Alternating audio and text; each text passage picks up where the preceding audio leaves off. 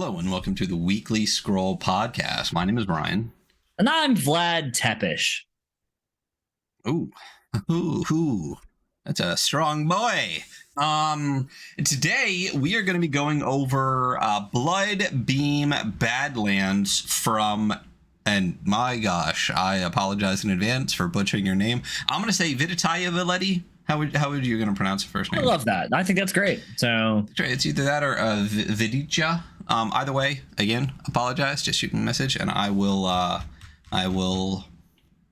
not do that again. But this is Bloodbeam Badlands. It is basically a post-apocalyptic vampire western. And I gotta say, the second I read this, my brain immediately went to Vampire Hunter D Bloodlust, like instantaneously, and then Hellsing. And then on one of the later pages, we will look at Touchstones, and I was very happy to see that both were in there because I wanted to play Hellsing Ultimate, right? The newer. I've seen both of them. You know what? Okay. I like the original better. I'm not gonna lie. I like the original better if we're doing subtitles, and I like the new one better if we're doing dubs. So I like the original better for the 90s art style, honestly. Definitely. Very cool. And I think let me rephrase that. I like the first 2/3 of the original better because then it just gets weird and dumb. That's very but fair. I love the ending of the new one. I just think the new one put in a lot of that weird I know it's in the manga too a little bit, but she does manga. The manga. She does like the cat girl thing a little bit. There's a little bit too many upskirt shots. And listen, when I want fan service, trust me, I'll find it. I didn't necessarily really want it in Hellsing Ultimate. Anyway, this is Bloodbeam Badlands. Super fucking excited for this. Like I said, when I read this, my brain immediately went to, I want to run a Vampire Hunter D campaign with this game because I've always wanted to run Vampire Hunter D. I think it's one of my favorite universes ever. I would love to play a Vampire Hunter D campaign. The vampires have controlled the everything for so long that they literally have created technology that sends them out into space, and now they've peaked and are everything is falling apart. This game is perfect for that, and we will tell you why here in a minute when we go over it. I say that thinking maybe we have something to talk about, but I don't think we do. I think I think the whole plan with today was that I have a lot of stuff going on, and we were we're gonna do a straight in episode where we do a zine. Right. And so I'm also what's the other thing that we're doing today? I'm it's just that, not that this isn't enough. It is. But yeah, I guess there's no interview. I have no projects coming up that I'm really zoned in on. Do you? I don't think we have a whole lot. I mean, we'll probably mention it again at the end, but Dead Horse, issue 1 from Disaster Tourism Games. We talked about the end of last episode. Go buy that shit, deadhorse.pub. But yeah, I think this is one of the rare times where we're literally just going to get cracking. So why don't we just get cracking? This is Bloodbeam Badlands, a Viditaya Valetti game.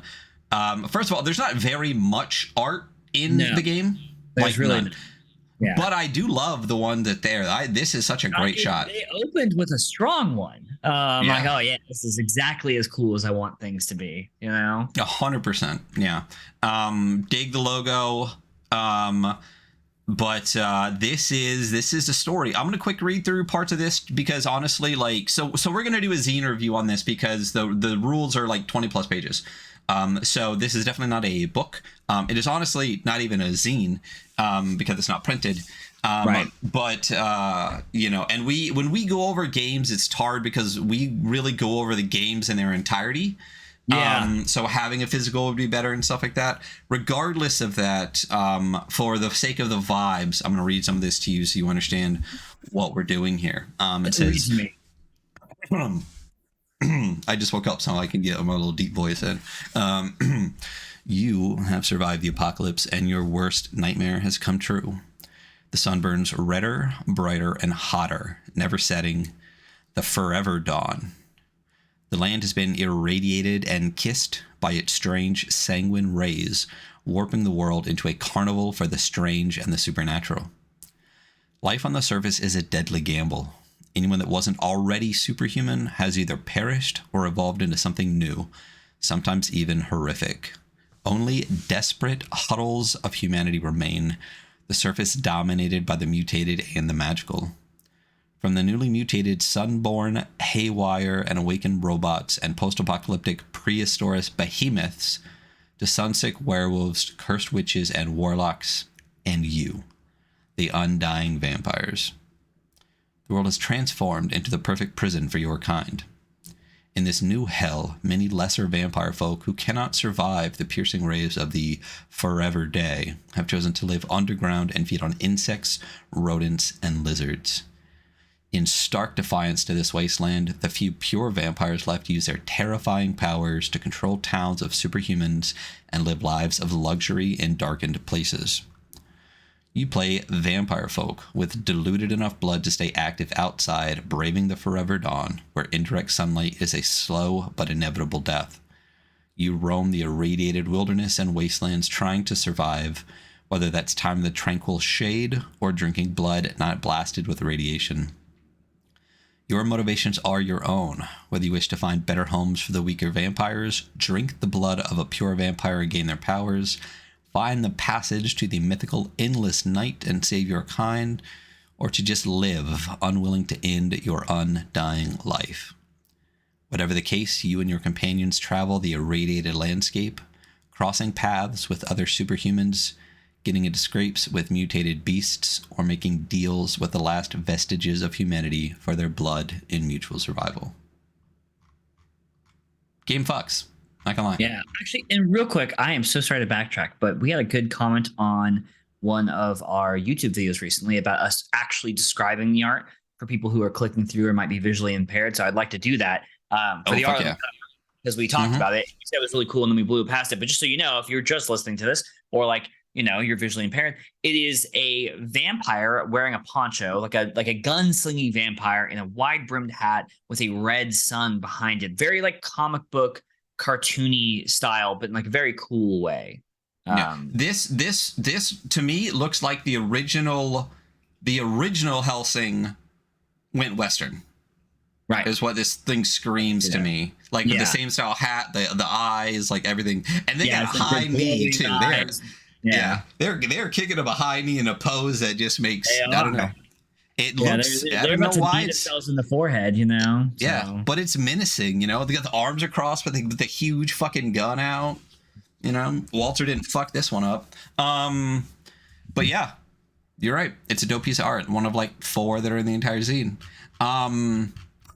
But yeah, this is Bloodbeam Badlands. That is the setting. So basically, you are a non-pure blood vampire, basically a daywalker, quote unquote, in a post-apocalyptic world where a red sun never sets. And one of the things I love about the game, and we'll get into the mechanics of it later, is that doesn't mean you're just like free to go about. You roll daily for damage you take from like the sun. You do. Like the sun hurts you, so and it's always out. So yeah, and not as bad as pure vampires who would instantly turn to ash, but like it still sucks. Like so, I think it's a fantastic setting, and I think the rules, when we get to them here in just a second, because again, it's not a very big scene, reinforce the setting so much. Like it's a perfect amount of setting for this, and then the rules were written for it. So there's a safety and calibration section we'll just breeze through. Basically, this is the, like, you know, vampires are cool, but they have been not good in some fiction in the past, as in with some non-consensual sexual stuff and other things like that. So you are not, this is not a game for you to have a power fantasy as a pure vampire, because you're not a pure vampire. You can't make new vampires. This is a way for you to like feel cool as a vampire, but like leave out all like the bad shit. There's a section on like westerns, as we all know. Westerns, yeah. Bad history. Again, this is not a Wild West game or a western. It just has some Wild West aesthetics, like guns and a desert wasteland. Again, not for you to play idealized, a historic western power fantasy. And the apocalypse, also vibes of the apocalypse without basically slavery and human torture. And stuff. Apocalypse stuff gets pretty dark, and slavey and other things pretty quick. And there's other games for you to do that in. And I, the apocalypse stuff for the most part, my lines are a little different, but it makes sense in this game to basically just like, let's just play the cool parts and not all those other bits. Because I mean, that's once again, like, this is a discussion to have also with your table and be like, what about these things do we really want to like hone in on? What about these things do we really want to like, because I could even see like a table where like you have a very mixed table and they want to bring in these like negative aspects of the Western and show them as a negative, and like battle the negative aspects of a Western, Yeah. But that's my table, So, okay.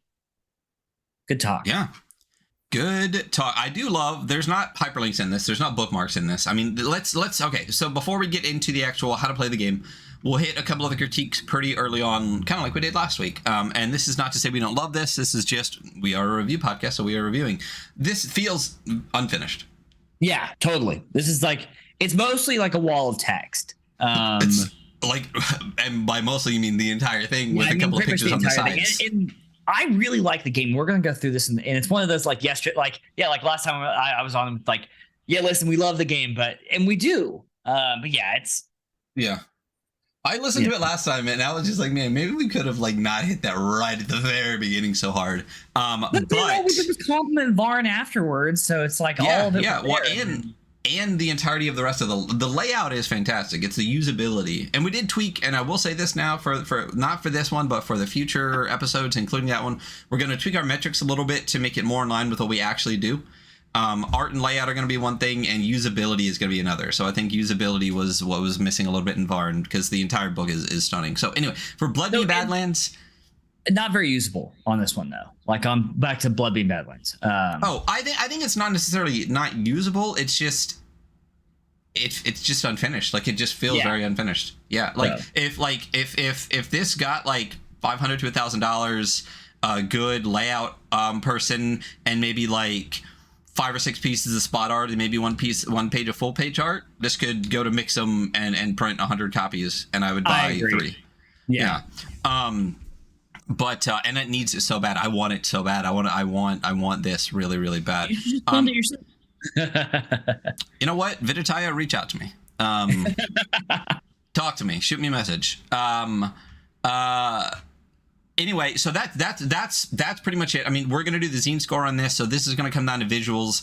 Visually, it's just a wall of text in a very basic font. I really wish there was a little bit more, but that's it. Otherwise, it just feels unfinished, and then we're moving into how the game is played. So, how to play the game. It is a game.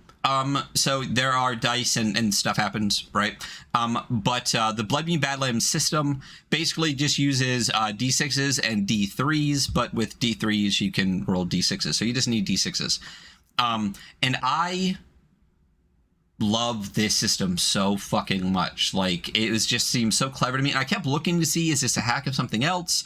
Or like, what's the other references? And I didn't see any like, this is an X hack. I saw like, it takes a nod to like Gun and Slinger and stuff like that, but it doesn't say it's a hack. And I love the system. So there's 2 main aspects to the system. It's your stats and your sources.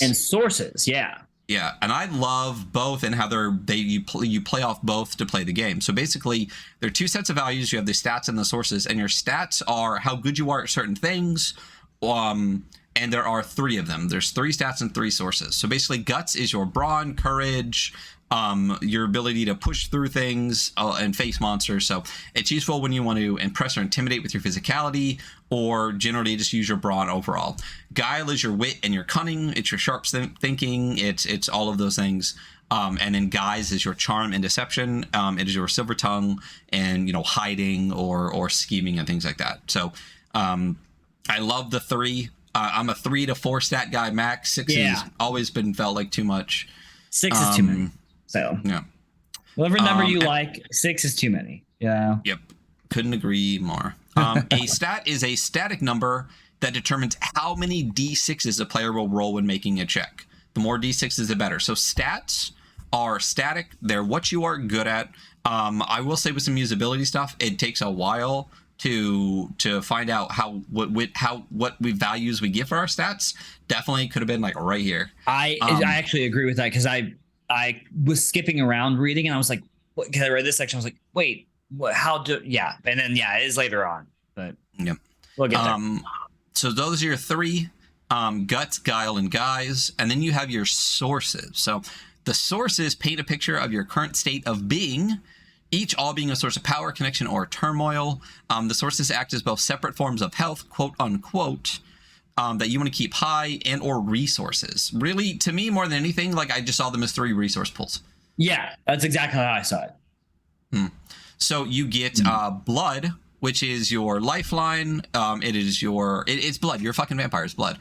You can use it for any time that you're doing something vampiric, or spend it when you need to auto succeed on a blood roll, or when you're doing blood stuff. And we'll get to how that works.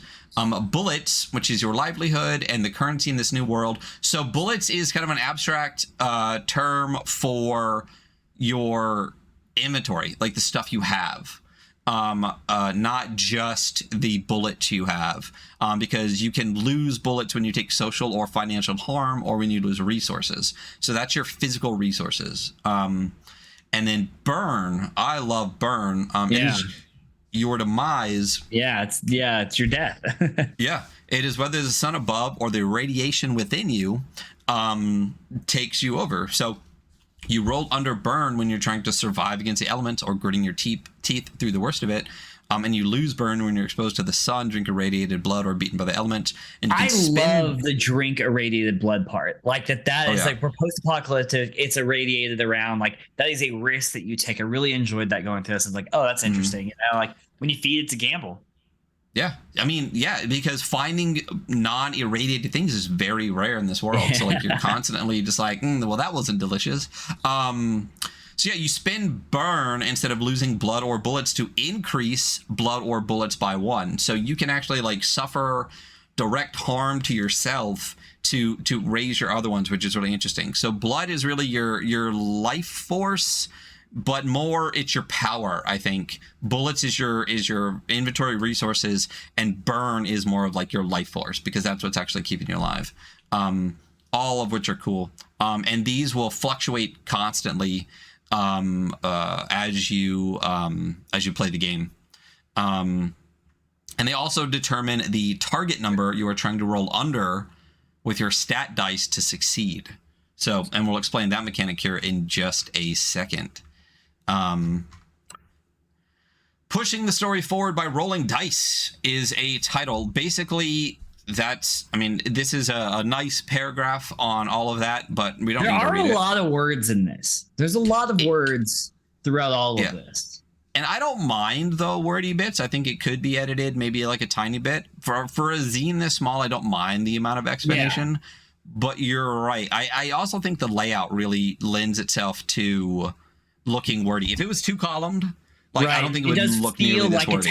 It feels like a text wall, you know? Because it is a text wall as opposed to broken up down the middle. So basically this says you're telling a cool story about being gunslinger and vampires in the apocalypse. You do a lot of interesting, fun stuff doing that. And basically it says, like in most games, like you really should just describe like what you want to do and let the GM decide whether you're going to roll dice for it or not. And that's it. The basic check in the game, again, I love this so much.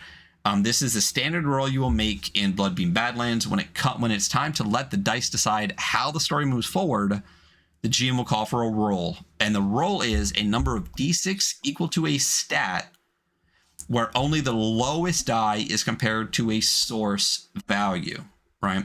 So it is a success if it is lower, a failure if it is higher, and then there's another thing if it's dead on, we'll get to in a little bit, which also could be explained right here.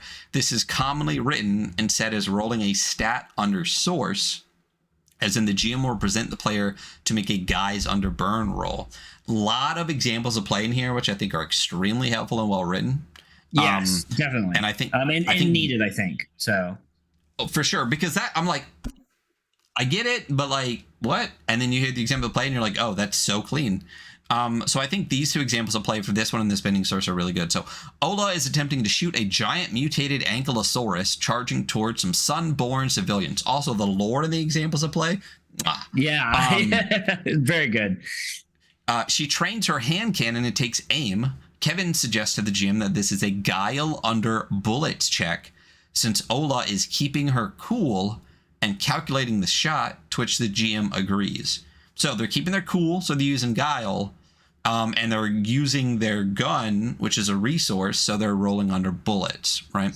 So Ola has 3 guile, so she gathers 3 d6, and only one of those d6 has to roll under 4, because their stat for bullets right now is 4. So Ola rolls a 5, a 3, and a 2, succeeding at shooting the beast with the 2, causing the beast to stumble, allowing the civilians to escape and our partner to intercept. So there's not like an HP value to strike necessarily at the bad guy. It's just you succeeded at the thing you were trying to do. You're trying to shoot the thing, and you got it. So you take your stat, you take a number of d6s equal to your stat, and roll it under the resource you're trying to use. Very creative way to choose, there's a lot of different combinations there for how I use what resource to roll under what, or what stat to roll under what. But yeah, very cool. I really also, we were talking about this before the show came on, the dice pool roll under, super unique and very cool. So first of all, we are roll under boys, I think, just in general. So I kept trying to think of a system that uses this. A lot of the systems we have that are dice pool d6 systems generally are roll like a 5 or a 6, or like a mixed success, like a very like a Lumen system from Guild RPGs or something like that, or Primal Quest or Trophy. A lot of the d6s are just like, how many of like a 5 or 6 do you get? That's a number of successes you have. This literally doesn't care about the number of successes you have. You just have to get one of your dice under your stat, and there's never really like a time where you get more dice. We'll get into where you can get buffs and stuff later. So spending source, at any points players can choose to spend a source to auto succeed on the roll. The GM should also give players an idea of what the risk is before they choose to do that. So the example is, Phoenix has a mutant ankylosaurus charging towards her, recently shot by her partner Ola above. Its speed has reduced as it reels from the shot, and Phoenix has a chance to either dodge, allowing it to ram into a building, but the GM explains that on a miss for either wait a minute. So she has the chance to either dodge out of the way, allowing it to ram into a building in town, or try to stop it. The GM explains that a miss for either situation, the party will lose 1 bullet if damage happens to the town. Rue, not wanting to take any chances, decides that Phoenix surges with power and stands her ground, spending a blood, reducing her blood from 4 to 3, to auto-succeed on a guts check. She catches the beast with her superhuman vampiric strength, pinning it in place. So the GM gives you, if X happens, Y is the consequence of it. So instead of rolling, you can just say, well, fuck that. I'm not going to risk that happening. I'm going to auto-succeed by spending one of my resources, and I just make the thing happen. Cool. Not a lot of degrees to it. It's just you attempt to do something and then you get to do it. And I'm a mixed success person, and there is a little bit of mixed success in here. But I also like this, like, since there is no, like, number of successes, I don't mind being like, I just want to do the thing and then I get to do the thing. You know what I mean? Absolutely. Imposed checks. There will be moments in the story where stuff happens outside of your control. Basically, when things happen to you versus you trying to do things. So that is the enemy trying to do damage on you or something like that. So it's when a check is imposed upon you. I love this style of play where it's like you always can attempt to do something, but you know the consequences of it. Right. Or something is being done to you, and you know the consequences, you're trying to defend against it.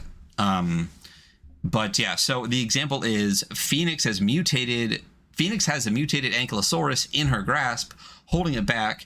The beast begins to glow and crackle. The GM asks Phoenix to roll a guts under burn check as the ankylosaurus attacks. So it's you feeling brawn. It's using your brawn and your courage to keep holding on, but you're risking your health resource, which is your burn. Phoenix rolls a 6, a 4, and a 4. on their burn, and the radiation blast drops Phoenix burn from 3 to 2. So their burn was 3. Since they didn't roll under 3, they failed, so their burn goes down by 1. So it basically has this radiated blast that hits Phoenix.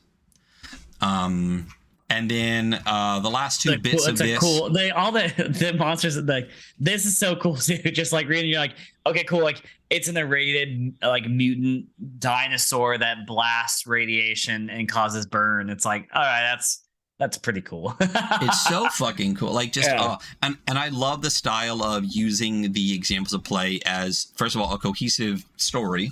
But also building lore in the world. That's very cool too. I love when we see it. It's weird. We actually don't see it like a ton. But like I love when games use that, and it's just like, yeah, it's one party they're using is going through the adventure. Exactly, because a lot of times it's like different scenarios to describe different situations.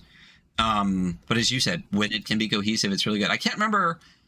Is it Himbos that had like a character that like kept being the same all the way through? I don't remember. I think it might have been Himbos actually. Yeah, I think so. Yeah, I think maybe Into the Odd does it as well.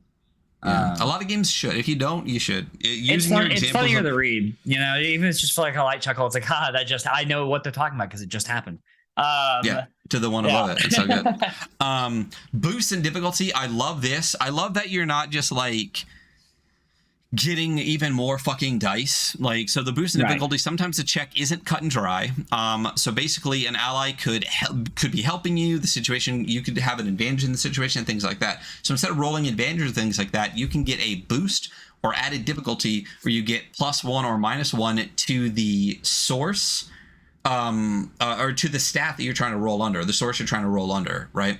So the bonuses and penalties can stack and negate each other out. So if you're having multiple sources of people helping you or multiple sources of things hindering you, it changes that target number basically. So the example is Shard, another character in this scenario, slips out from under the mutated beast's shadow underneath and attempts to finish it off by ripping its heart out. All right, Shard. Yeah. Right? Yeah, go off then. Shard has to make a guts under blood roll to do so, but his guts and blood are currently 2, making this a difficult roll for them. Rue suggests that that because Phoenix is keeping the dinosaur still, that Shard should get a boost. And Kevin also suggests that since Ola shot the beast, it is already on its last leg, and the GM agrees to both, letting Shard roll guts under blood with 2 boosts, turning that 2 blood into a 4. So they're still only rolling their guts stat, but it's under 4 instead of 2 because it basically allowed them to add more to the resource in the target number. He rolls a 6 and a 4, thankful for those boosts, turning what would have been a failure into a capital S spectacle. I love the spectacle. You know what it reminds me of? Necronautilus. You know how when you roll 2d6, but it's the target number, or they're the same. Yeah. Like the word explodes or whatever, and like you have to do like a whole new different thing. So you succeed, but like there's more to it. Funny is how long it's been since I've read Necronautilus, you know? We need to fucking play Necronautilus is what we need to do. We need to talk to Adam and see if he wants to come on again and maybe run us some Necronautilus for us. That'd be cool. If your lowest die roll is equal to the source value, then something explosive happens. You disastrously. Words. These are words. Yeah. You disastrously succeed and triumphantly fail. Consider it a dramatic partial success. So there is partial success in here, and I love it. I love if you get dead on the number. Yes, but is what screams to be like, yes, but, you know? Yeah, but totally. Take this opportunity to really turn the scene on its head, throw in twists and turns, and push hard. When a player has a 1 in a source, they only succeed with the spectacle. And when they have a 6 in a source, they can only fail with the spectacle. So make sure it's dramatic, but it is successful. So the final example here is Shard has just pulled the irradiated heart out of the mutant dinosaur threatening the town. Just ripped it right out. He rolls a guts under 4 blood, and his lowest roll was a 4, making a spectacle, as with the previous one above. Again, still feeding into itself. Not only mutated, glowing irradiated blood pouring out all over Shard, but strange runes carved and stitched into it. The indistinguishable handiwork of a warlock. Shard's eyes and mouth begin to glow purple as a strange voice emanates out. So you've defeated my beast. That's a shame, but it was just a prototype, one of many. I'd love to throw more of my creatures at you. That is, if you survive. The light fades as the heart stops beating and then explodes into a brilliant display. Very cool. Super cool. Good. So good. So that's I mean, realistically, that's pretty much the core of the game. We're going to get into more of it, but basically you have 3 stats and 3 sources, right? And when you roll a number of d6 equal to a stat underneath the target number you have for a resource. The stats pretty much stay the same, but your resources constantly fluctuate. So you're using your resources makes it more difficult for you to hit your target number. And you can have boosts and difficulty, which increases that target number you have for a resource up or down, that can stack or negate each other. And if you hit the number dead on, you succeed with a spectacular yes, but, and crazy shit happens. I love how clean and good this system is. Yeah, it's very actually easy to understand. It's also like, I think it's fairly unique as well. And yeah, I really do like this. So also shout out these examples of play, because they're maybe some of the least boring examples of play I've ever seen. I mean, I've seen other games that have good ones, but this is definitely up there with those. Like when I was reading, I'm like, okay, well, I have to read the next one now because I want to know what happens to this fucking dinosaur heart. Dude. It's so good. And again, you basically get throughout these, 5 examples of play, you get a whole page of lore. Yeah, totally. But broken up in a way that doesn't feel like I just read a fucking block of text that I would just skip over. You know what I mean? Like a whole wall of text. So, yeah. Do you want to hit surviving the apocalypse? Yeah. Harm and on the brink of death. When players would take harm, whether from a failed roll or the consequences of actions taken against them, reduce the appropriate source by 1, or in drastic situations by 2. Different things occur when any player's source are reduced to 0. Follow the instructions below for the respective source. When the player's blood is reduced to 0, they have to immediately make 1d6 under burn roll. If it's not like, so it's just 1d6 under burn. It's not a stat. It's just 1d6. If they succeed, they gain 1 blood and reduce burn by 1. So basically, you're trading one for the other. If they fail, you reduce burn by 2, and they are on the brink of death, unconscious or heavily hindered, making a new 1d6 under burn roll every round as a narrative tension dictates, which is fairly brutal, honestly. When a player's bullet is reduced to 0, any bullet harm is transferred to blood or burn, player's choice. If a character ends a session or rests with 0 bullet, immediately reduce blood and burn by 1. When a player's burn is reduced to 0, they die at the end of the session unless they can gain more, or the player chooses to take a mutation, which we'll get to here shortly. Harm does not have to come to the source being rolled. A character who rolled guts under blood to avoid being thrown out a window and failed could take burn harm instead for being blasted by sunlight. Characters who let their camp be trampled over may take a bullet harm as their resources are lost and dwindled. Not every failed roll has to result in the loss of source. Sometimes it's better to throw a hand narrative consequences at the party over. Gosh, because it's kind of a wall of text. Sometimes reading it, I'm like, oh man, my eyes are kind of tripping over it. At the party over a simple tick of damage. However, having players lose an appropriate source is the quickest repercussion to a failure and cascade to a harder roll moving forward. So yeah, very interesting. Like, it is interesting how that's like, I don't want to say it's like other games like stat pool damage, but like it kind of is. Like you take blood, burn, or bullet damage. But bullet kind of takes from blood or burn. Blood kind of takes from burn, and burn is like the health. Yes. Yeah, cool. Very cool. Sorry, stepped away for a second. We're still at mutations? Mutations. I was commenting that as I'm reading through like kind of blocks of text, I had to zoom in a little bit because I stumbled over my words because it's kind of hard to read. I mean, it's unfinished layout. You know, It is a wall sideways of PDF. I wouldn't like, oh gosh, I want this to have like fun, drippy fonts and bigger text, I was just like, and shit. Like reading it on my own is fine, and like frankly, when I'm reading on my own, there's a lot of the text blocks that I do skip because I'm like, I'll read these live. So it's been really like reading out loud. I'm like, oh yeah, hard words. Mutations. So yeah, listen, you get 0 burn, right? You don't want your character to die. Character's gonna take a mutation.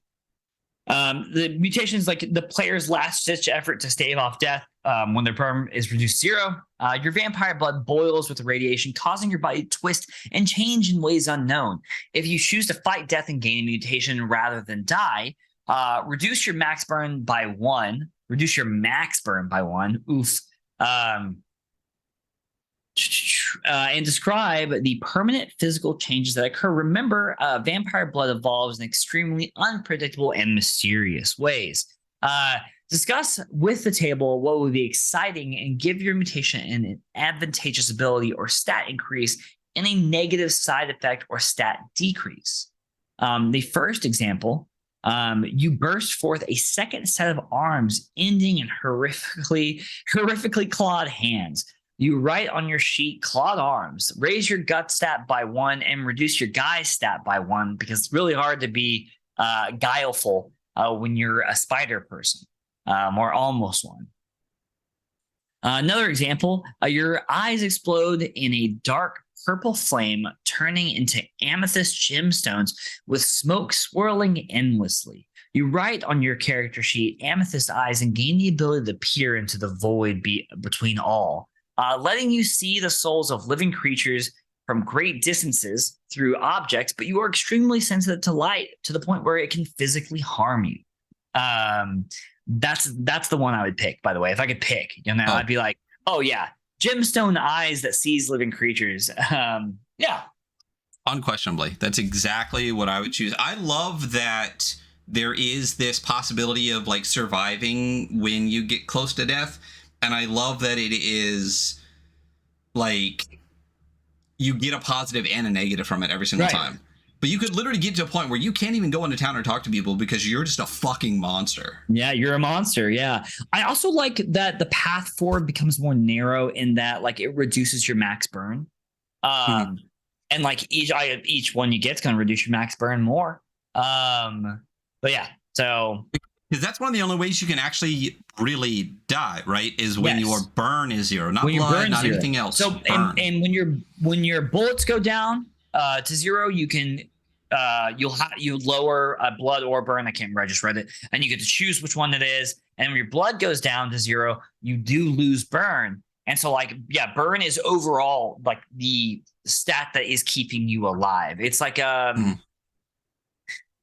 stat that feeds other stats. I'm not really sure what I was going to go for what I was saying, but I was going to come up with an example. Well, that's the thing that it's not hard at all. It's just my brain immediately wants to say like blood is your HP, but it's really not. It's burn. It's not burn. Yeah.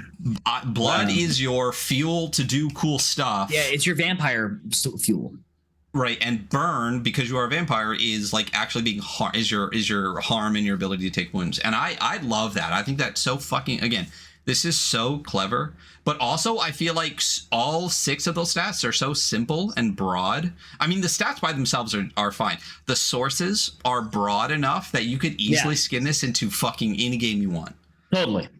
This doesn't have to be vampires. You could turn this into Cyberpunk in a heartbeat and have the sources be like fucking Wi-Fi connectivity and whatever, like USB ports that you have left before they burn out. Battery power, you know what I mean? Like you could easily make this into such good systems. So, yeah, the slow death. So this is the interesting thing. Not the interesting. There's a lot of interesting things on, but this is interesting. At the start of every day, because it's always day. Like it's after, like it's the session or narrative long rest, essentially, right? Like at the start of whatever the time frame is, because it's always fucking day. Players roll a flat 1d6 under burn. If they succeed, reduce burn by 1. If they fail, reduce all sources by 1 as you wither away and use your resources.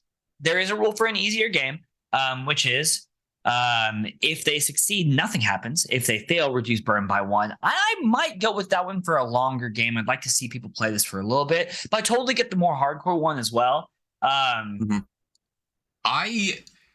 am torn on what I do for, but honestly, I would probably mix and match depending on the thing that I wanted to run, because I love that. And you know me, I'm a fucking edgelord douchebag piece of shit. Totally. So, I love that every day hurts no matter what. Like that hits me like right just like real life, man. Just like real life, baby. But I think, like you said, I think for because here's the problem, right? If you're doing the more difficult one and it's a one shot, you're not gonna have a lot of days, quote unquote, that you're gonna go through. I guess maybe you could have like 1 or 2 days. And then I would be like, sure, you like take roll risk for it every time. But for campaign play, I think exactly like you said, I think the quote unquote easier game style would make it more livable, unless you really were doing like just really short arcs, because it's difficult. Yeah, totally. I mean, it makes a lot of sense in the world of dying vampires, because there's an eternal sun. Like, yeah, every single day is a struggle. It makes sense. It just comes down to making sense versus like being fun. Like I personally find it fun to hurt, right? Totally. But if the table is having less fun because they feel like it is a burden to the style of play that we're doing, I would just reduce it. Yeah. Funny small anecdote talking about what we're talking about actually is I actually brought a new player onto my table for a few weeks, and they were a D&D player. And obviously I play a game that is a lot less superhero-y than D&D. And like my regular player is like totally okay with that. And this player has stopped coming because they had several complaints about how brutal it was. And I'm like, it's not even me, man. It's just the dice and the game. You know, you're just not superhero god. Like, yeah, if you get hit with a sword, that shit's gonna kind of hurt. Yeah. What game are you playing? Yeah. We're playing Bastards. Oh, well, yeah, fuck off. Like, you know what? I'm not even going to go into the rant. Play a different game. I mean, not you play a different game. If you only play 5e, play a different game. Anyway, so yeah, the slow death, I love that. What's next? Restoring sources. Ryan, how do you restore sources? Oh, okay. So, this is restoring blood, bullets, and burn. So you do lose burn in the slow burn. You can get it back, right? But there are a variety of ways. You can restore blood by drinking blood. Hey, that makes sense. It is much more difficult than it seems, though, since most things have irradiated blood. So when you drink pure blood, you roll d3s equal to how much blood you're consuming, up to 3d3. So it's abstracted.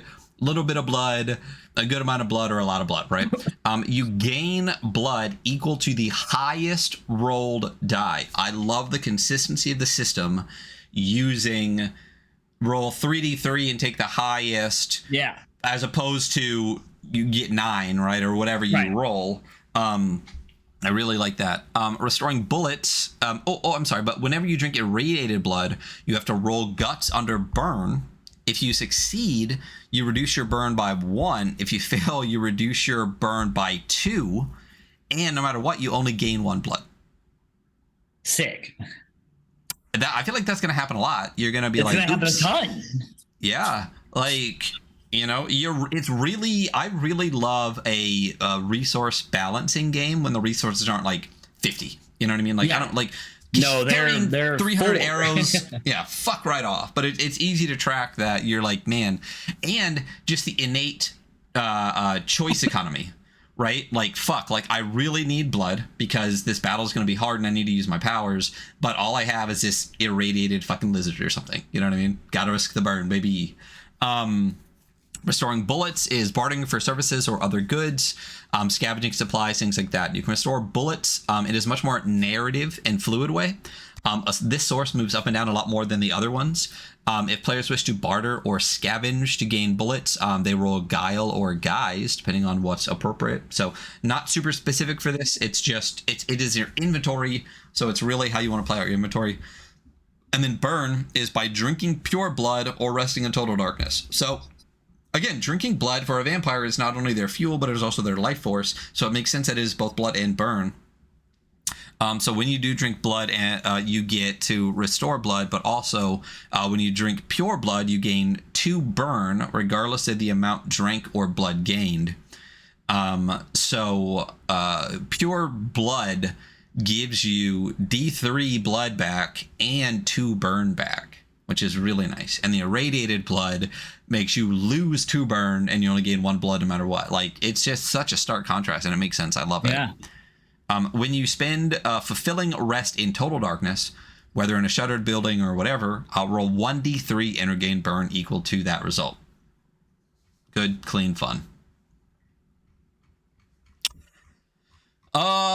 And that is it as far as the what was that section even called? The surviving the apocalypse. So that is dying and restoring resources. All the mechanical stuff we're pretty much like through. Now it's going to be character and the powers are pretty cool. We get to go through the cool powers. Yeah. Do you want to hit characters? You want me to go under the... Absolutely. You're a vampire under the sanguine sunrise. Sanguine. I don't know why I say sanguine. Sanguine sunrise. Sanguine. Sanguine. It's like, actually, I used to do that when I was younger, and I know that that's wrong. And now I just, like, as an older person, like, sanguine. Sanguine. Sanguine. It's so funny I just did that. The Forever Dawn has made it all but impossible for those afflicted with vampirism to exist on the surface without the protection of nightfall. A lesser vampire. Is this the? It's a lore bit, but it's not exactly the same. Okay, may be able to walk out with minimal shade, but would perish quickly by the hands of the hazards created by the apocalypse. A pure vampire would explode into ash if the sun even kissed them. But they've retained their immortality and full power regardless of the radiation-sick blood they must consume. You are a vampire that is, you're like a half in, half out type of guy. You're just strong enough to be strong and just weak enough to not die instantly when touched by sunlight. That's your character. Why you're doing what you're doing is really up to you. Personally, if I made a character in this game, my character's goal would be like to bring about the forever night. That'd be my character's goal. A lofty goal. It's lofty. Yeah. So, vampiric rules. I love that these exist because a lot of times I feel like in other games there are vampires that don't feel very vampire-y, but here is a great way to make your vampires feel very vampire-y. There are obvious pros to being a vampire, right? Immortal, except in this game, superhuman senses, cool abilities, fangs, but there are cons.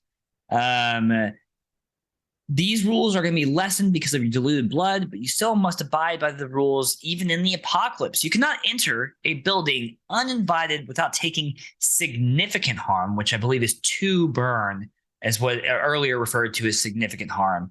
So that's quite a bit of, You cannot pass through running water without taking significant harm. You are significantly weaker on consecrated ground. If you are staked in the heart, you are supernaturally paralyzed. You are not nourished by food other than blood, but you still may eat and enjoy.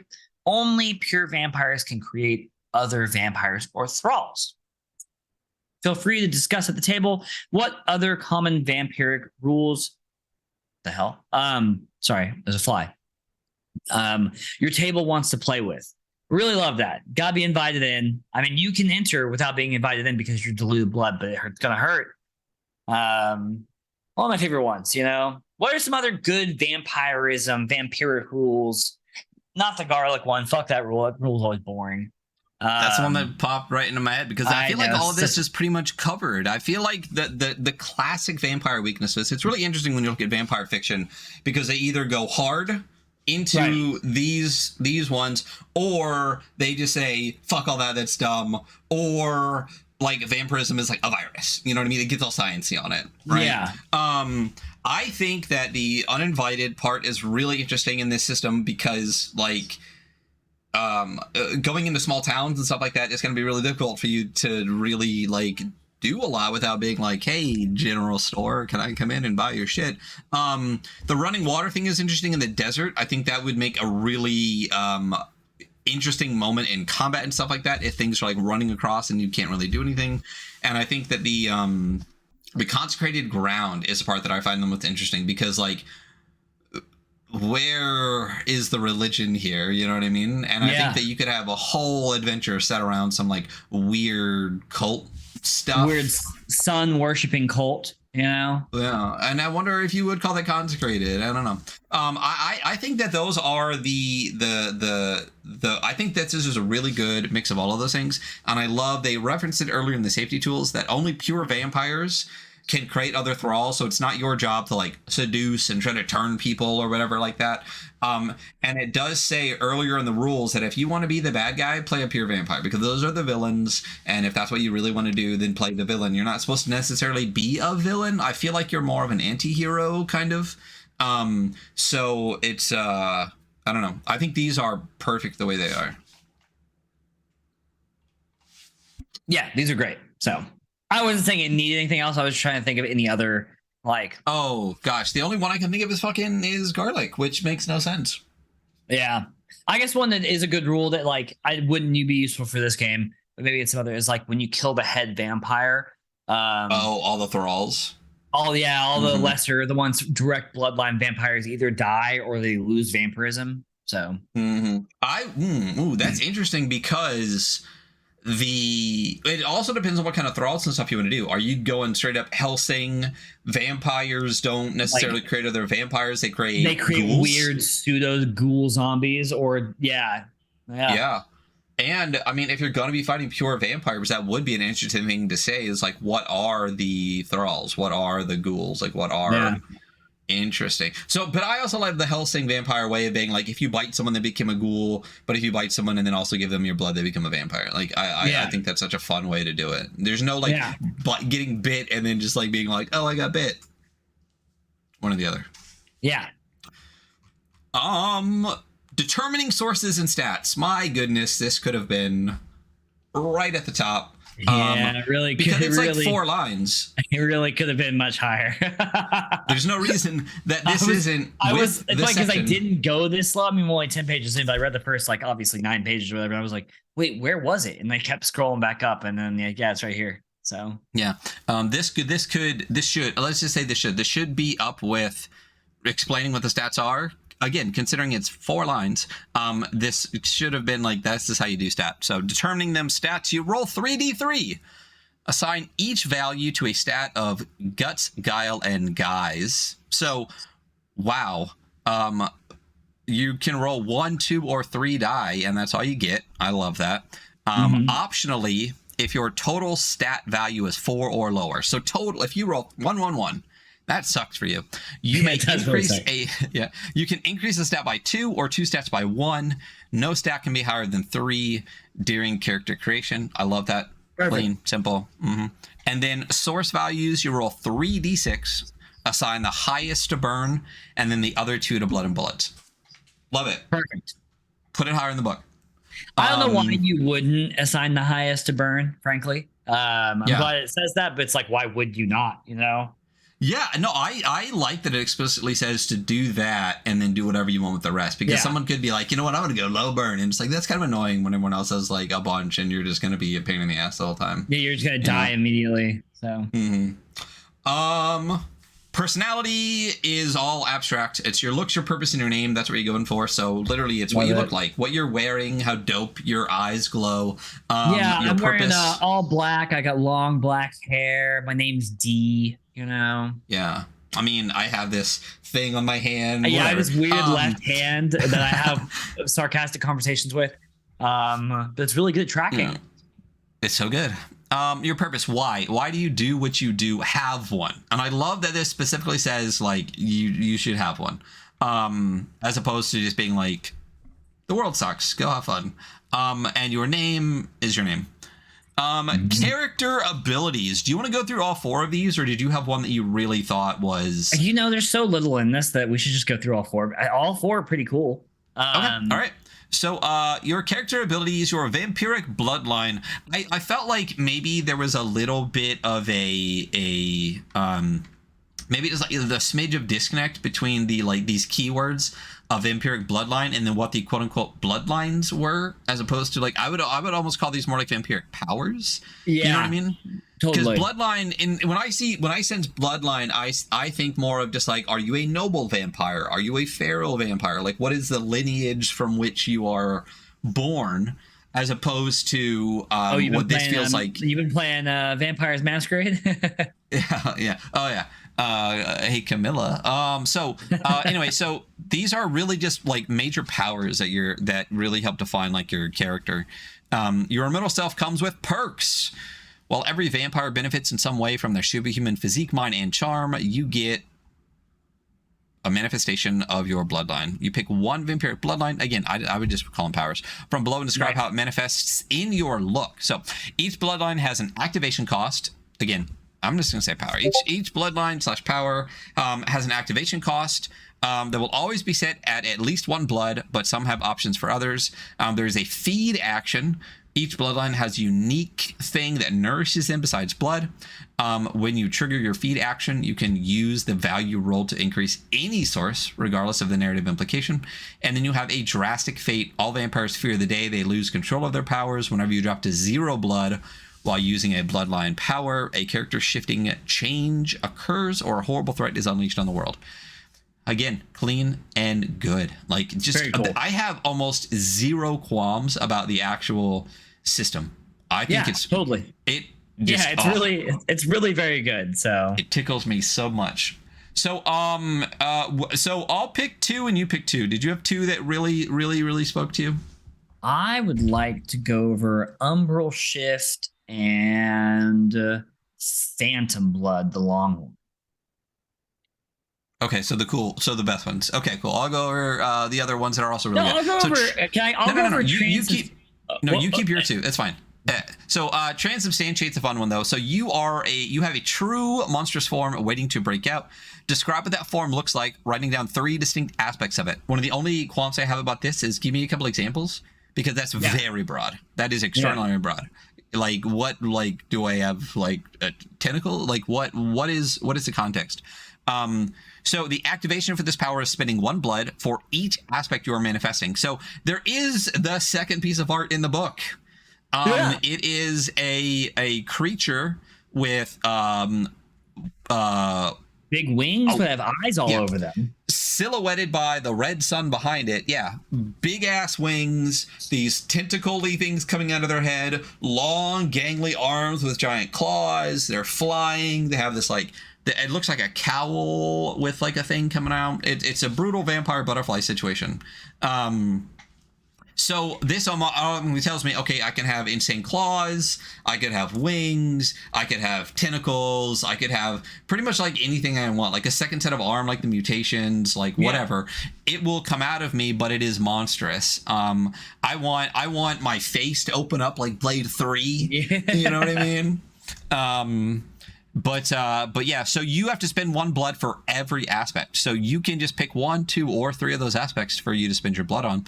And you gain a boost whenever you roll acting with an aspect of your true form, gaining an additional boost for each additional aspect. It's really interesting that you spin the blood to activate it, but then if you're using it, you get a boost, which basically gives you that blood back. So there's a lot of there's less of a risk in that, because if I'm flying and I had made wings, then I get a boost to my fly roll, which kind of negates my 1 blood loss, but it only during the scene of the combat. So afterwards, you still are suffering from that loss. If you try to keep your aspects active after the scene, you spent the blood, you must make a guts under blood check with 1 difficulty, increasing the difficulty for each subsequent roll. On a failure, you lose 1 blood. So it doesn't really ever explain what a scene is, but in context, it's very easy to just be like, basically, whatever was happening, whether it be combat or you like just intimidating people or whatever, once you're moving on to a new thing, you need to suck it in or get increasingly more difficult rolls to hold on to it. Feeding. When you eat the heart of something to satiate your monstrous form, or while an aspect is active, you roll d3s equal to the size, rarity, and love of the heart you're consuming, up to 3d3. I love that. If I just love me some goblin hearts, I get bonuses for that. And it is still the 3d3. Gain any source equal to the highest die rolled. Again, consistency in the rule system. And if you ever drop to 0, while it's active, your monstrous form. Your monster's true form evolves even more ancient and profane and goes on a grotesque rampage. Basically, if I was a GM at that point, I'd just be like, your character's done, bro. They turned into an insane ancient monster and they are rampaging. Probably the rest of you guys should go stop that and roll a new character. That's what I would do. Yeah. Umbral Shift. What is the Umbral Shift? This Umbral honestly Shift. Probably my favorite. This one's my favorite. Yeah, for sure. You want to read it? Go for it. I'll read it. Go for it. No, I want you to read it to me. Read it, Ryan. I'll read the other two. I'm not doing it. I'm going to walk away. Umbral Shift. Your body is attuned to the demi-plane of shadows, the deep umbra. Your soul, an unstable void connecting to you to it. Because of this attunement, you do not cast a shadow. You are the shadow. You activate this power by spending 1 blood each to slip into a shadow you are standing in, not your own because you don't have a shadow, entering the deep umbra, allowing you to move between shadows that are connected, or you can reach. If you try to stay in deep umbra for longer than the scene you've activated it in, you must make a guile under blood check with 1 difficulty, increasing the difficulty with each subsequent roll. On failure, you lose 1 blood. The other activation you can do is rip the shadow off of something and turn it into a tool or weapon made of the deep umbra. You roll with boost when attacking or manipulating the thing you took the shadow from. It shatters and returns when you fail a check with it. And the final thing you can do is reach into a shadow and put something into it, which is sick. Or put something into the deep umbra or pull something you had put in earlier out. Roll guile under blood to determine if the thing has been warped by the deep umbra. That one's my favorite. So cool. It's so cool. It's a little Megami from Jujutsu Kaisen. That's exactly it. Yeah. I love the where'd you get that ripping blade from? Right, but dude, I love ripping the shadow off of somebody and turning it into a weapon, and you get it until it breaks, basically. Like until you fail with it, you can just I'm gonna rip your shadow off and beat you to death with it, dude. Honestly, that would be like my tagline for this guy. Like when I'm like fucking, eye to eye with somebody at high noon, which is all the time. Yeah. All right. So feed when you eat the shadow of something living. Roll. Yeah. It's the same rules as just eating the shadow. Which is so fucking dope.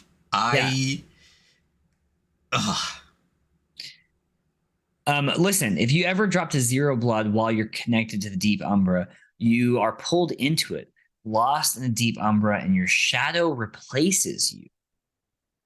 I love that. Again, I love how fucking brutal the deaths for this are. And there is actually another piece of art for this. I feel like there's the cover art and then there's pieces of art for each of these like bloodlines, and that's about it. I think there's some in the adventure too. But God, this piece of art where it's like a shadow like at like a 60-degree angle, but there is like something crawling out of it. Yeah. Like one hand up, putting his hands on the ground. Yeah. Oh my God. They're actually, have you got that far in Vampire Hunter D? No, it's so funny. It's so funny because I literally was watching it. I'm working on something else that's also vampire themed, which is a big reason why we wanted to go through this week as well. And I'm watching Vampire Hunter D for the first time. Literally right now, it's actually still open on my computer. And when we're done with this, I'm going back to that. You're going to be like, okay. Yeah. It's so good. Yeah. The next one is so there's 4. The next one is Mutate. Let's go with that. And this is your right, like, yeah. Your vampiric curse heightened your innate psychic link to the demiplane of Psyche, the astral domain. Interesting use of the astral domain. I always saw the astral domain as more of like a, I mean, I guess it is kind of like the astral self projection kind of aspect to it. Taking your abilities to a new terrifying levels, you can bridge your mind to something else, allowing your astral self to enter their astral domain. While there, you can explore their domain, converse with their psyche, and maybe change truths. So you can incept. We incepted out here.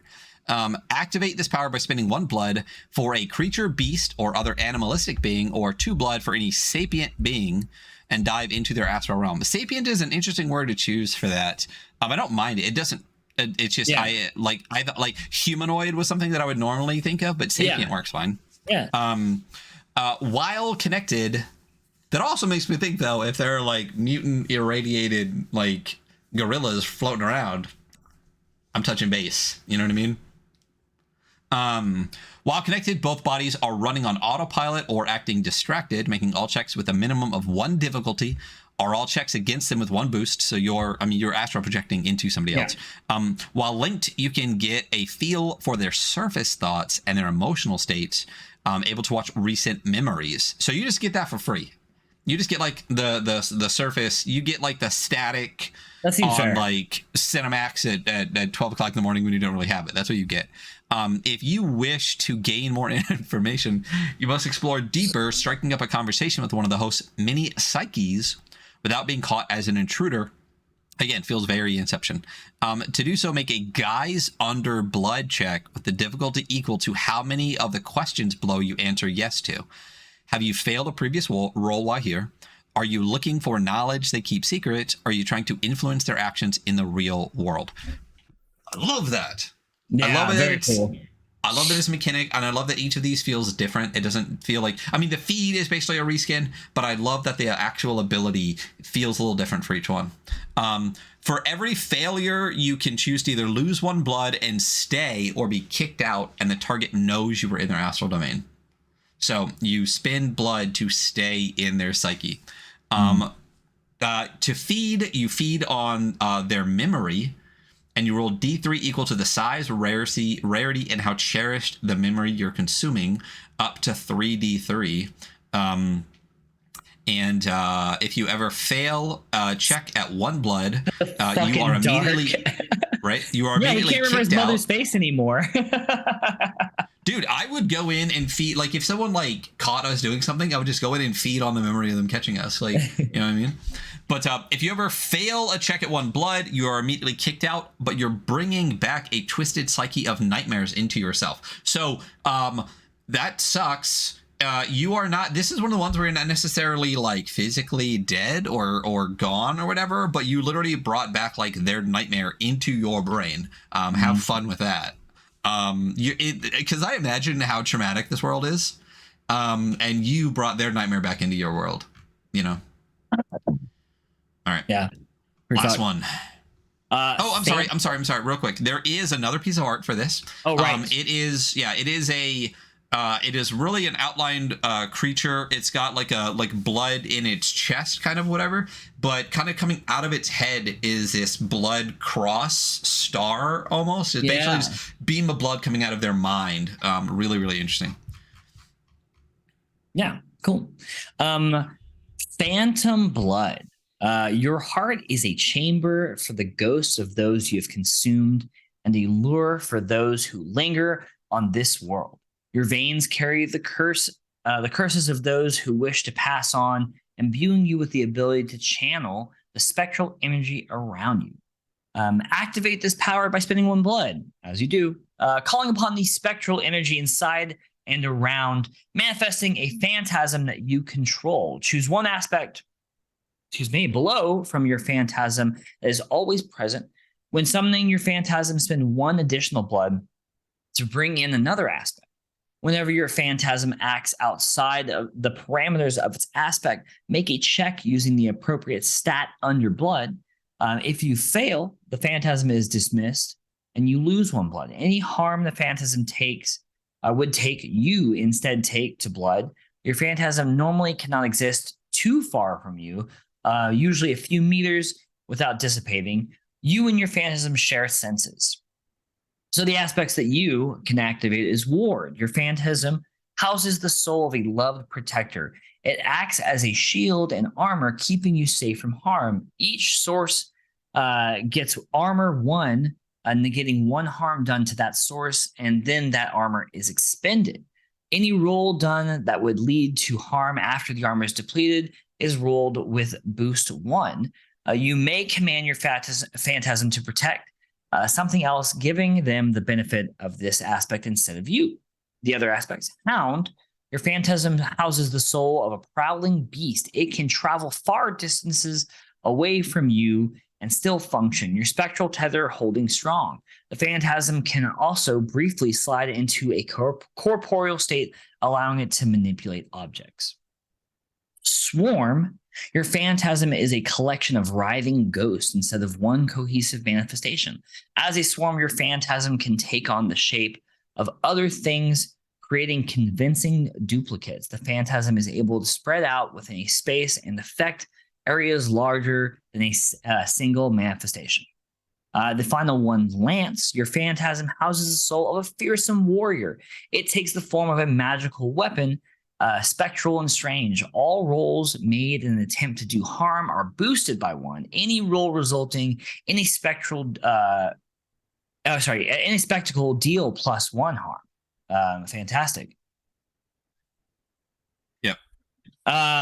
Cool.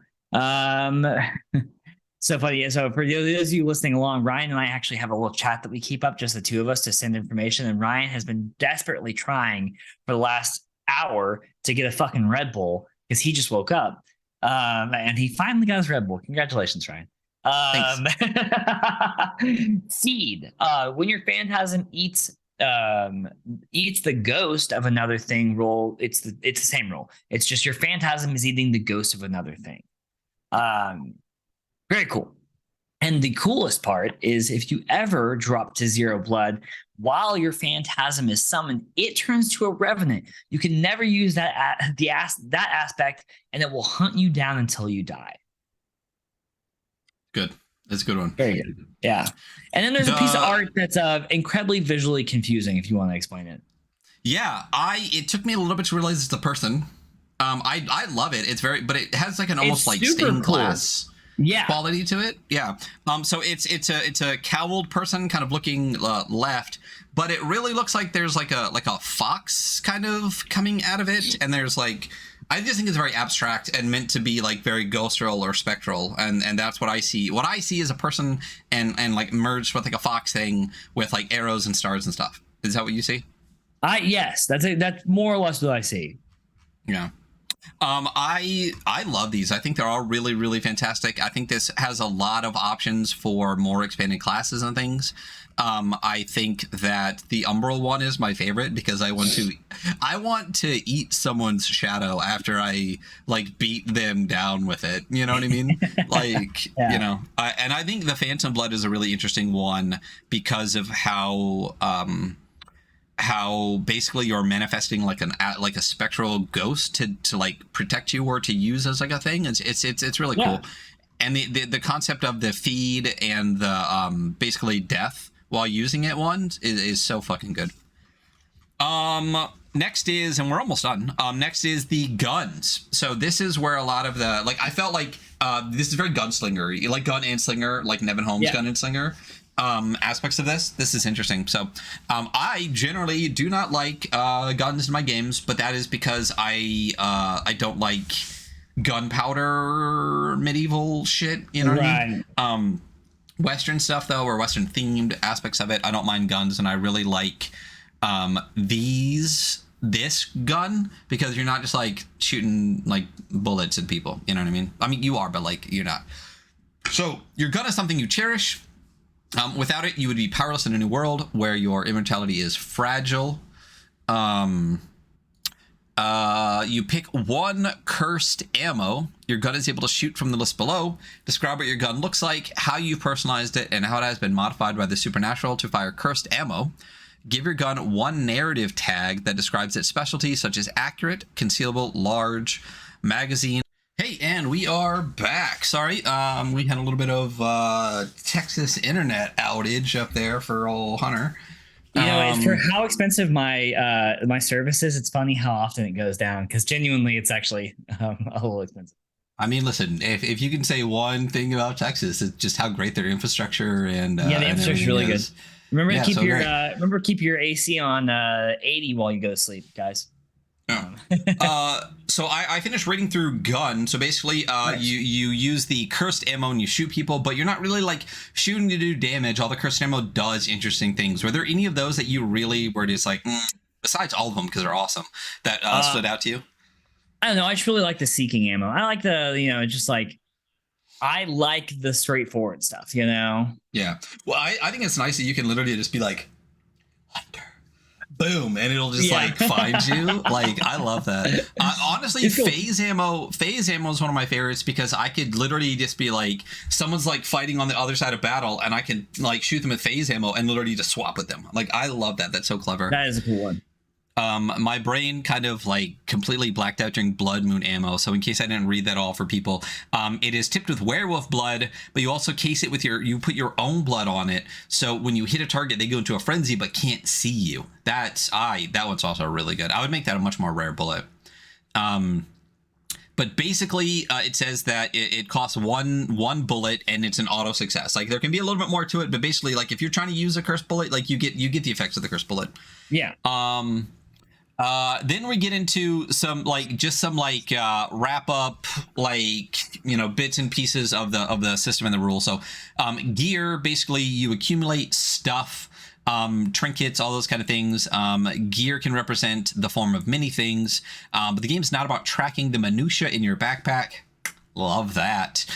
Instead, if there's something you need, the GM may ask you to make a check rolling a flat 1d6 or an appropriate stat on her bullets to see if you would have just picked it up. Like, if you probably would have grabbed a rope because you know how to fucking adventure in the desert, like, that's fine. If it's something super specific, there could either be a difficulty, or the GM will just say, nah, you definitely did not bring a case of dynamite with you. You don't get that, sorry.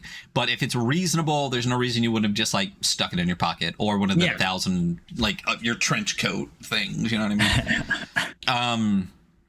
You also accumulate specific gear that is consumable with special restorative properties. These you can keep on hand without needing to roll to pull out, but could be lost, broken, or wither as the dice dictate. I think that's really interesting. Like, you don't need a roll to pull out a potion or whatever, but if you take a big hit and the GM remembers, they could break the potion in your pocket, because that sucks for you. That's cool. This is exactly what I'd be taking notes for this as the GM. I'd be like, stuff on. Yep. Yep. Where'd you put that glass bottle? Yeah. So where is right it? There. Interesting.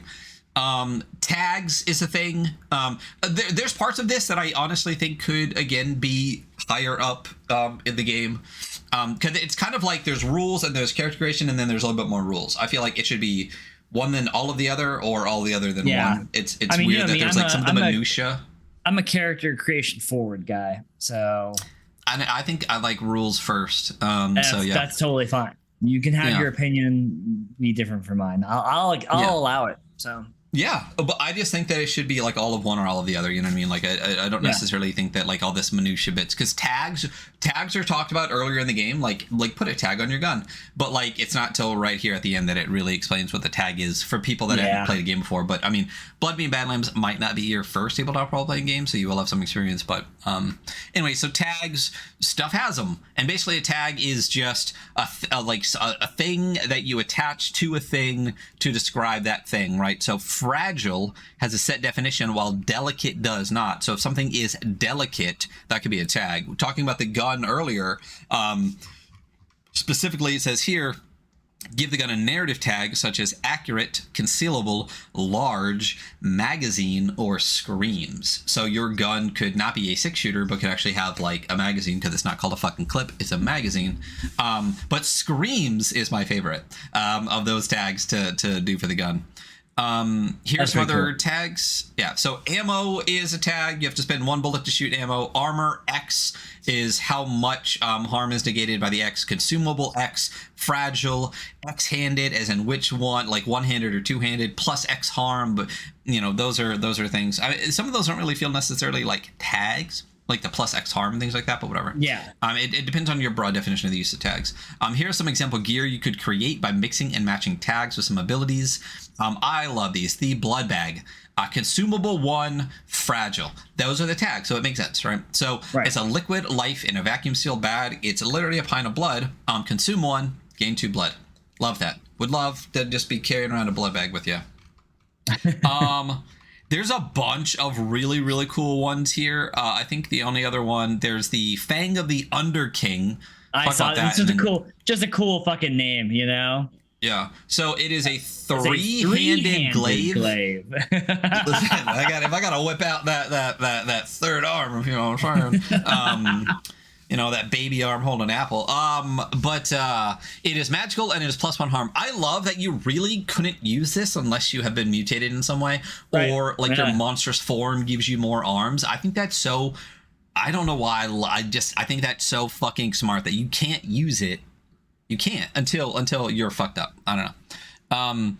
A canine of the great behemoth wolf, a primordial lycanthrope sent to slumber under the earth to never see the full moon again. Before her imprisonment, this tooth was extracted to ensure a weapon existed that could pierce her heart. Oh my god, the lore. Ferocious Maw, a target killed by this weapon is torn to shreds, and seething hatred. Whenever you are dealt harm from another creature, all attempts to harm them are boosted. Great weapon. Yeah. There's also a strange compass, a thorn wreath, a bandit lord's cowl, a radiohead skull. All it says is it's a creep all the time.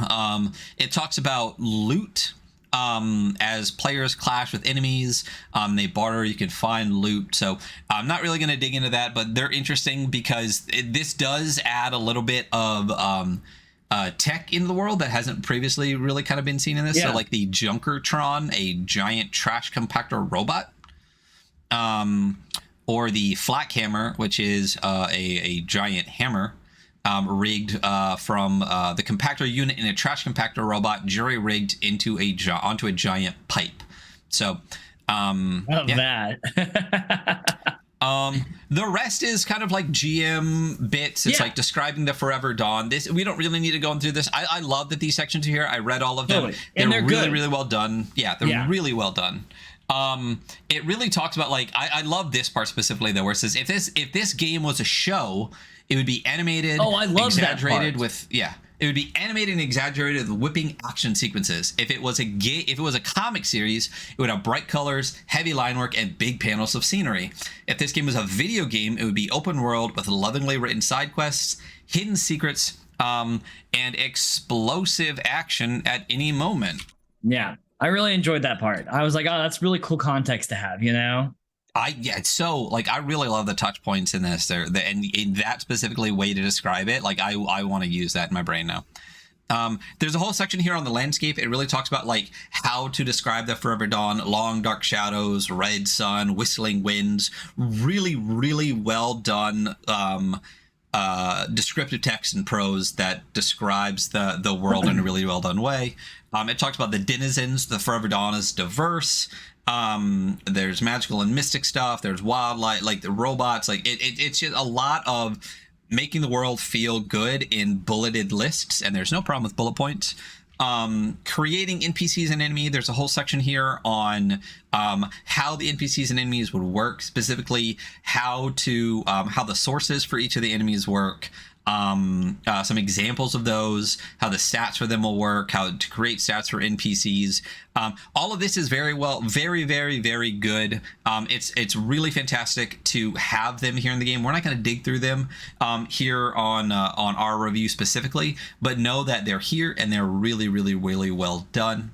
And then there's a whole section here for episode hooks, which again, I like that. I really love. I'm like, very cool. Was there any one of these that stand out as something you would run right off the bat? Super AI asked the vampires to download themselves into a digital data bank and squash a bug. I was like, okay, that's great. Yeah. It is really interesting that like tech isn't really acknowledged at all until literally the very end, and then I feel like a bunch of robot stuff came into it. Like I feel like a little like bit the vibe of that, where it's like very understated that there is technology. That's how I would want my players to view it as well. Like there is tech, but it's like it's we're in the future and everything's falling now. I really feel like if this zine, this game, everything about it was more complete, I feel like some art pieces early on could give you that sense, kind of like your Vampire Hunter D background, without having to explicitly say it earlier, because so much of these later ones do have tech in it. Like, but also a goblin steals the guns off the vampires and runs off down into the Wonderland wastes underneath the Grand Calamity City. Like, just really, really well done. But again, like huge empty space again. So references, touchstones, really great here. So games, Fallout, obviously the radiation made you immediately think Fallout. I don't know if that's what popped in your head, but I was like, yeah. Fallout, Borderlands, Anthem, Hunt Showdown, Van Helsing, Horizon Zero Dawn, Red Dead Redemption, The Witcher, Castlevania, Gun and Slinger, the game, Bullet, which is another interesting game, Casket Land, which is another game we've gone over, Spire and Heart, which are games we're actually absolutely going to go over in Gamma World. Other media, Blood Blockade Battlefront, such a fucking good anime. I want a season 2. I want them to actually translate all of the Japanese into English, because the manga is absolutely fantastic. If you haven't watched Blood Blockade Battlefront, it's amazing. Trigun, Studio Trigger stuff, Mandalorian, Vampire Hunter D, obviously. Hellsing Ultimate, obviously. A little bit of Cowboy Bebop, Castlevania stuff, and a bunch of other interesting things. And then the miscellaneous Nerf guns, magical folklore, dinosaurs, and Saturday morning cartoon toys. Really great. Very respectable. There's an acknowledgement section here, and that's it. That's the game. There is an adventure at the end, and Thrall to the Burning Teeth. It's really good. We're not going to go over it because we don't go over adventures here, because you should buy the fucking book. Buy the fucking book. Buy the fucking book. I will say there's one more piece of art. And I love it. It is the dinosaur. Yeah. Oh my god! It's a T-Rex, but its upper head and jaw and everything have turned into a giant, like 6-shooter, and the mouth is like flaming around it. It's like a gold, massive. Looks like a eagle, head. It looks like a desert eagle. It's so good. Like this is great. So. And the adventure is really, really well done. When you download the game, first of all, it comes with it, but I think you can get it separately as well. And there's also, if I remember correctly, I know we didn't go over it. I don't know if you got a chance to look at it in the old Dropbox here, but there is another thing called the Bloodlines. There's a whole nother release for more Bloodlines. The Hematurge, the Corpse Bound, and the Red Pact. We're not really going to hit those here on the stream, but you, if you're listening, should absolutely go download those. But what we are going to do right now is wrap up by heading to our review.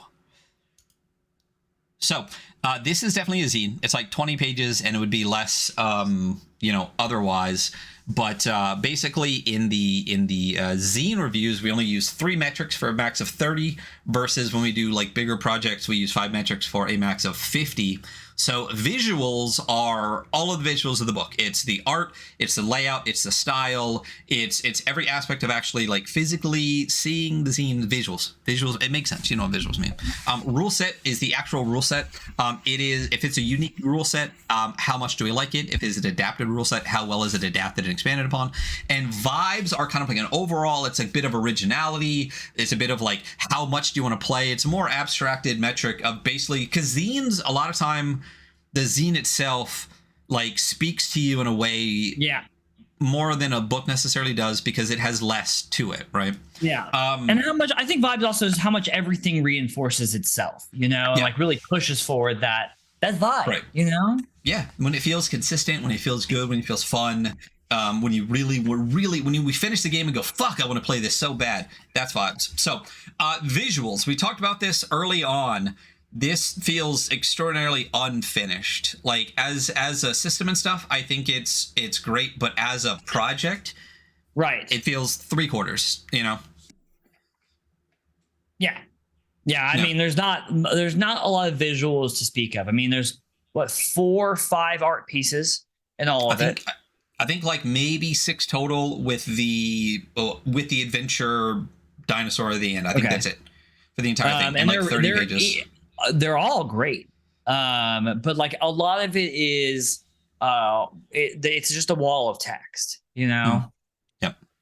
And a lot of it is like half empty pages, a small like basically visually, like the entire thing just is it's incomplete. I think it's incomplete, and if it's supposed to be complete, then it feels very incomplete. It's just missing a lot of things that you need to have a finished project. Yeah, and for all we know, this might be just a small side project that the creator did, but like it's funny because it's so unbelievably good that like I would be, if I had written this, I'd be invested in this. This is cool. Absolutely. Yeah, this is incredibly cool. Yeah, so I mean, this was gonna take a pretty big hit from me. I mean, what do you? For sure. Well, I mean, so our scores are out of 10. Yeah, so I'm thinking 5. I think a max 5. I've like max 5. I'm thinking like 5. I mean, yeah.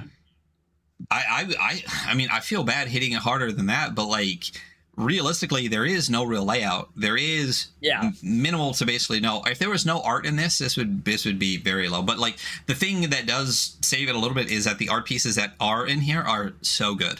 Yeah, like the cover guy. I think 5 is like the best I could possibly think for this. It's the best I could possibly give it. So yeah, and I think that's honestly being a little bit generous because again, like it just feels like an incomplete visually.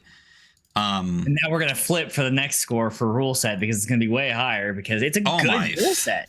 Oh my god! It's also great. You know, it's a great like example of like it's a very narrative focused rule set. It's very like narrative combat forward. It's not really worried about the minutia of like. I really liked how it ran and like that it really pushed forward like a narrative approach to doing everything. You know. But in a way that's not hand wavy. Like we've reviewed games before where it just felt like so you weren't here for Squishy. There were some parts in Squishy where we were like, I get that a lot of this is abstracted. That's too abstracted. Like I need more than that. I need just abstracted enough, you know? Yeah, and this I feel like hits that like perfectly. It hits it really well. Everything I think that it needs in order to successfully and quickly like run the game, it has in spades.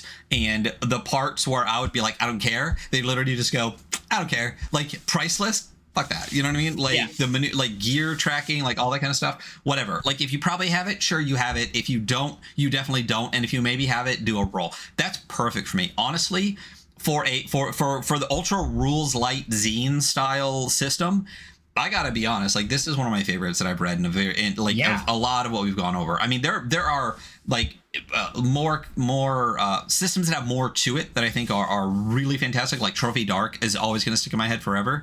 But for a system this light, my god, like the like guys under blood roll where you roll a number of dice equal to your stat under a target number, which is equal to the resource you used. Like it's so fucking and the consistency of the rules too. Yeah, it's pretty great. So it's and the consistency of the rule. So what are you thinking for rule set? Oh my god, bro! Like this is up there for me, honestly. Yeah, I would agree. So what are your thoughts then? I'm between an 8 and a 9. So dude, I'm at a 9. I'm at a 9. I'm at a 9. Let's do it. Give it a 9. Like this, I want to like this. I fucking love this game. Like I really, really, really do. Vibes. So going from rule set to vibes are high. When I think about like how good this could be in my hands as a full done zine with layout and art and stuff like that, it really kills my vibes a little bit because I'm like, fuck, I want this to be finished. I want it in my hands. I want a gorgeous red fucking book. I mean, so like for the vibes, like there's this really great like these examples of combat and everything, examples of rules that push forward this like lore. And these items also push this lore without having to have like this massive lore book. There's a nice little introduction. That really pushes up the vibes for me. I'm like, oh, okay, I know what kind of game this is. Where it might be lacking in art, which normally would really reinforce the vibes. Instead, they're like, here's some really great examples of items in combat and like happenings that you're like, oh, okay, I know what this feels like. Like I read this and I know what this feels like. I still think it needs a little bit more. But I think the rules really enforce the vibe. The examples and like the text itself really reinforces the vibe. For this one, I'm hitting about like a 6.5, 7 for sure. Actually, now that I said that a lot, I think 7 for sure. I think 7 minimum, because I think, like, yeah, visually, visuals really pop into vibes a lot. Because when we look at something like below-dwelling sewer mutants, the bright colors, the mutant monsters, like all that stuff really made you go, fuck yeah, you know what I mean? But like you just said, like, this is an extraordinarily well done example of giving lore in the rules of the game, as you said, without having to like have a whole fucking chapter of lore or a novel that they wrote or whatever. Like, every time a rule would come up, like, it reinforces the game. And as having that as part of vibes, where every aspect consistently feeds back into itself and generates this like positive feedback loop of like, not only do I understand, but everything that gets added in expands that understanding and expands how much you know about the game and the world and stuff like that. I feel like 7 is like an easy 7 for me. And really, it's just like, if there was a little bit more art, it'd be an 8. And if this was like as done as my brain is picturing of it, these vibes would be like a 9 easy. Absolutely. So it really just comes down to this feeling like just an unfinished project. And if it was finished, my God, this would be like, the scores would be through the fucking roof across this whole thing. One of my favorite rules light system, like ultra rules light games that we've read in a very long time. Yeah, this is a good suggestion. Good by you. Good job, Brian. This is a good one. I'm glad we went through this. So did I suggest this one? I think you did. This is not a me one. So I think part of it too was like, I follow the creator on Twitter, and I don't know if the game jam is still happening or not, but they were doing Bloodbeam's Badlands, like a Bloodbeam's Bad Jam. So if you go to itch and you search the creator, again, it's Viditai Valetti. Hunter in our Twitch chat at least linked their itch page, but it is vidityavoleti.itch.io. Check that out. There should be a link there to the jam to see what other people have created for this system. But I like, this is a game that I love, but also like it hurts my heart a little bit because I love this so much and want so much more, and I want just like a finished project in my hands. Again, honestly, like, if I could do something to get this finished, if we need a little funding for printing or layout or whatever, honestly, Brian's like, listen, I spent $300 on a project like yesterday, but I'm down to. Listen, if I can help in some way, if we can help in some way here on the show, like, there hasn't been a game really that we've come across like this before where I've wanted it so bad. I would absolutely do whatever. Fair. So. Viditaya, and again, if I'm butchering your name, I apologize. Very funny. Creator, if you are listening, shoot me a message on Twitter, shoot us an email, do whatever. All of our socials are below. If there are any plans for more of this, let me know how we can help. But that is us. That is our show. What are our other plans for the week? What day is it, bro? I don't even know, but I finally put the calendar as a favorite so we can do it. So nothing else this week, and you're gone next week. So as of right now, you are not here until next Monday. Well, yeah, we have a 17th episode. Yeah. So yeah, because we are going to be doing a Farewell to Arms Redux, the kind of like Merkborg hack World War Merkborg project with the fellows over at Rivethead Games. We're going to be doing AP for that on Monday, but on Sunday, myself and Kirby will be back while Hunter's away again, and we'll be talking about something. We'll pick a zine. It'll be cool. And then we have that. Yes, Frontier Scum Jason on Adventure Archive, our sister brand at this point. We'll be doing an AP for Frontier Scum. I believe that is on Tuesday. I should probably know because I'm in it. But I believe that's Tuesday at 7 o'clock.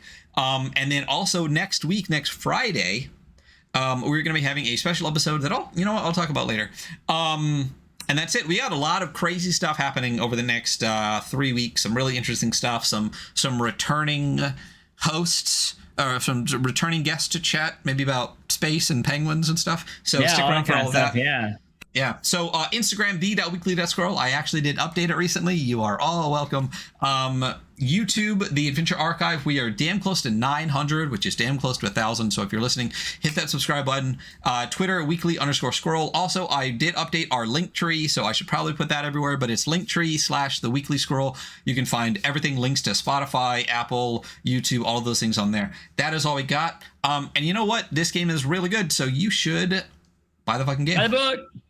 Yep. Bye. Bye.